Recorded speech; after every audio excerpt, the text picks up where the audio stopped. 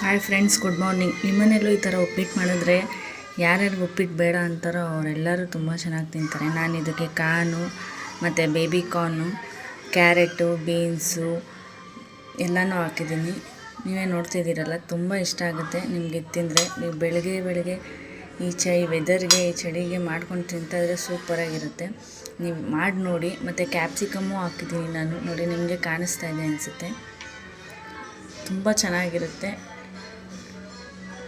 ಮಾಡ್ಕೊಂಡು ತಿನ್ನಿ. ಸೇಮ್ ಉಪ್ಪಿಟ್ಟು ಮಾಡೋಂಗೆ ನೀವು ಕ್ಯಾರೆಟು ಅದ್ರ ಜೊತೆಗೆ ಬೀನ್ಸು ನಾರ್ಮಲಿ ಹಾಕ್ತೀರ. ನಾನು ಅದಕ್ಕೆ ಕಾರ್ನು ಮತ್ತು ಬೇಬಿ ಕಾರ್ನು, ಕ್ಯಾಪ್ಸಿಕಮ್ಮು ಮತ್ತು ನಮ್ಮ ಮನೇಲಿ ಸ್ವಲ್ಪ ಮಿಕ್ಕಿತ್ತು, ಈರುಳ್ಳಿದು ಎಲೆ ಬರುತ್ತಲ್ಲ ಅದು ಇತ್ತು, ಅದನ್ನು ಹಾಕಿದ್ದೀನಿ.